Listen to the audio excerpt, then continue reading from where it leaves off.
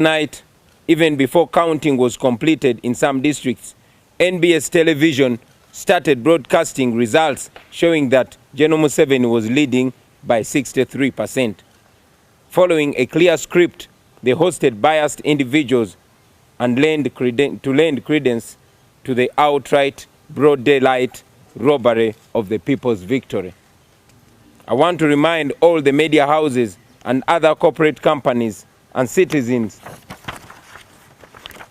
that the citizens are watching, and all of you who are participating in this conspiracy to defeat the will and victory of the people of Uganda will certainly face the consequences of your actions. Now, let me first of all remind all Ugandans about the illegal, high-handed actions which Museveni and his regime of blood have undertaken to set stage for the worst rigging this country has ever experienced. All of you know the violence and the impunity we have had to endure, the violence and impunity that we've been subjected to on the campaign trail. About 2 weeks ago, the regime arrested my entire campaign team, tortured some of them, and charged many of them in a military court before remanding them to Chitalia prison. These comrades had already taken on critical roles not only on the campaign trail but also supervisory roles on the election day. As the election drew closer, the regime stripped itself further naked. Their intentions were laid bare for everyone to see. First, they switched off social media to prevent Ugandans from communicating as well as following what was going on in the election. Many Ugandans managed to bypass this blockade and started using VPNs to access social media. Ugandans could then share videos of the incidents that were going on in the election. The regime had another problem on its hand. On the 3rd of January, we had announced the U-Vote application. This is the app which we had developed over time. We developed this app to enable us to receive results from across the country in record time. The app had other functionaries. Citizens would have been able to upload the videos and incidences that were going on in various parts of the country.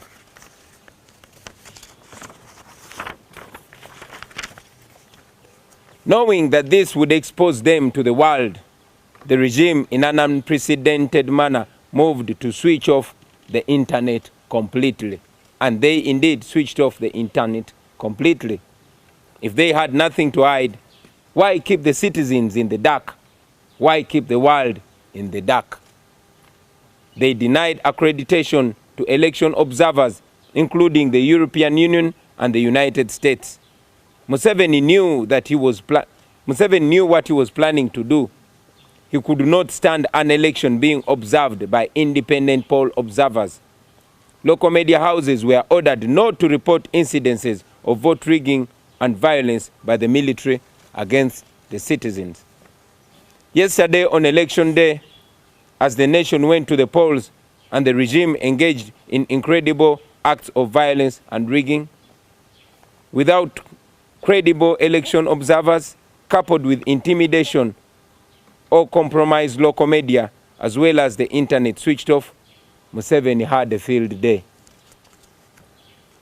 As we have been saying, a week to the election, the military and the police conducted operations in different districts of the country where our sub-region and district leaders were arrested and kept in prison without charge. Many of them in the districts of Lira, Moroto, Bunyangabo, Bundibujo, and very many others were arrested only to be released yesterday evening after election without any charge.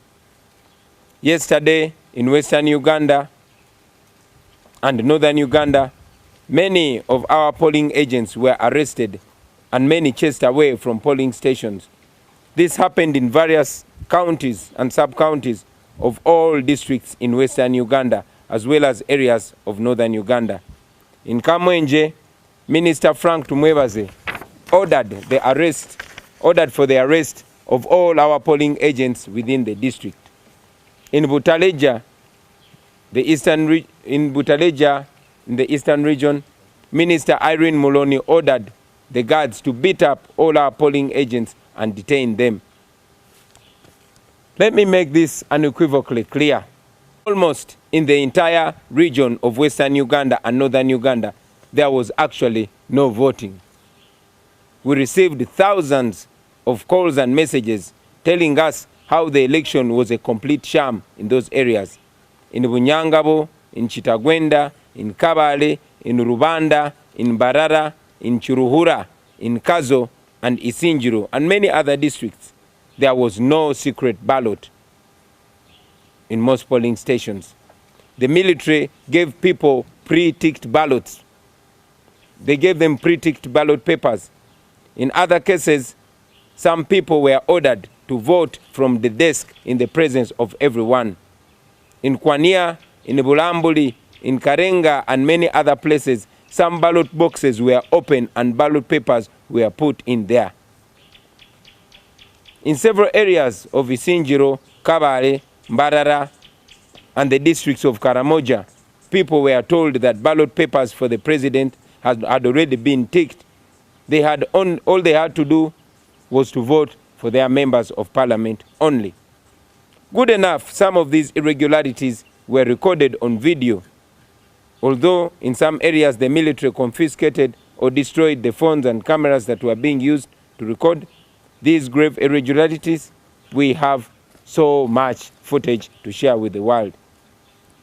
We know that the media was ordered not to cover such incidences, particularly the local media. And indeed, in many cases, media practitioners gave us information and evidence because they knew, and they also still know, that such information would not be allowed on radios and TV stations. We are aware that even as we speak now, soldiers and other operatives are currently deployed in several media houses to ensure that Mr. Museveni's will is effected precisely. At the National Tele Center, Mr. Byabakama is not in charge. The chairperson of the Electoral Commission is not in charge at all. Several operatives have been deployed there for several days. Byabakama is only there to come and announce what has been given to him by these operatives. No wonder, out of the results that have been announced so far, they are concentrating on areas where it was very easy for Museveni to rig. If you check the data, most districts of Uganda and Eastern Uganda, where General Museveni was defeated decisively despite the rigging, they are not being announced. Mr. Musinguzi, the Commissioner General of Uganda Revenue Authority, has been stationed at the National Tally Center, and we are being told that he is directly in charge of the operations to defeat the will of the people of Uganda through manipulating the results. If not for these evil intentions, what role would the Commissioner General of Uganda Revenue Authority be playing in an election? Our people have been asking Mr. Byabakama to tell them where he is getting the results he's announcing from. However, Mr. Byabakama and his team do not know. They don't seem to know where those results are coming from because they are not in charge. All this is intended to dampen the mood of the citizens of Uganda and to create an impression that their effort was in vain. Now, fellow Ugandans, even with all these election irregularities, which we shall share with the world in the coming days when the internet is restored, we secured a comfortable lead against General Museveni. In eastern and central regions, Museveni won very, very few polling stations, even after massive irregularities. In northern Uganda, we won many areas despite the rigging. In western Uganda, like I've already indicated, there was literally no voting, especially in Bunyoro, in Utoro, in Ankole, in Chigezi, and in Rwenzori.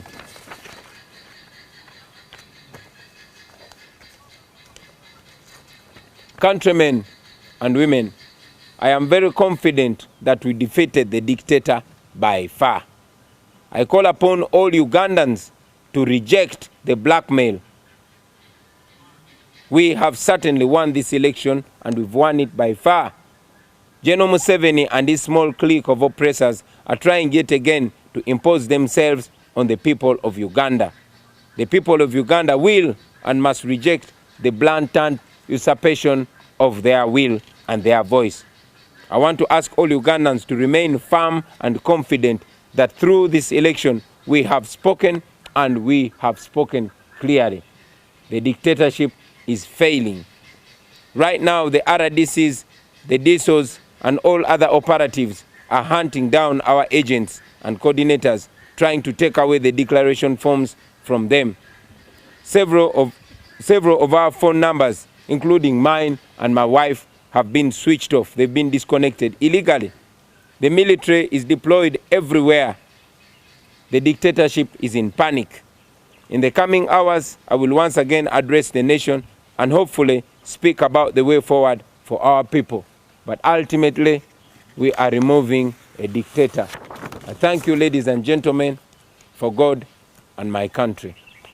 Right now, I'm in touch with my team, and we are going to meet and discuss and forge a way forward, which, like I said, I will be in the coming hours communicating to the people of Uganda and the citizens of the world.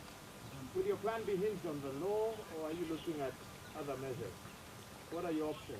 Right from the beginning, we have stood by the law. We are law-abiding citizens. We are non-violent. We are not criminals. We do everything we do within the law, and we shall do everything we will do within the law. Does that include protests, Mr. Wine? According to the laws of Uganda, it is legal to protest for a right. Therefore, every legal option is on the table for us. You mentioned by-elections. Well, it is not, I'm not in the position to determine whether the US is acting hypocritical or not. It is on how they act that they will be determined. But they continue to give Uganda support.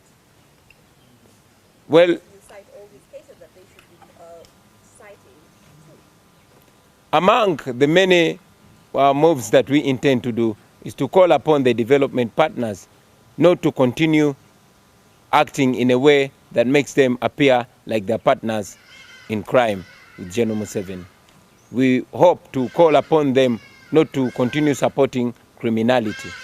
We share common values of respect for democratic principles, and it is our hope and prayer that the United States and all other development partners will stick by those values, the values that bring us together. The internet has been completely shut down. However, we have been and continue to communicate with our teams, those that have phone numbers that have not been illegally disconnected, and in the coming hours we should be able to give a comprehensive report and update on the same. For starters, we mentioned about the irregularities and the illegalities that have been ongoing. But one of the most grave illegalities and irregularities is for the chairperson of the Electoral Commission to seemingly not be in charge, to be announcing results that he cannot show the world where they're coming from. So among many irregularities that we are combating, that is included.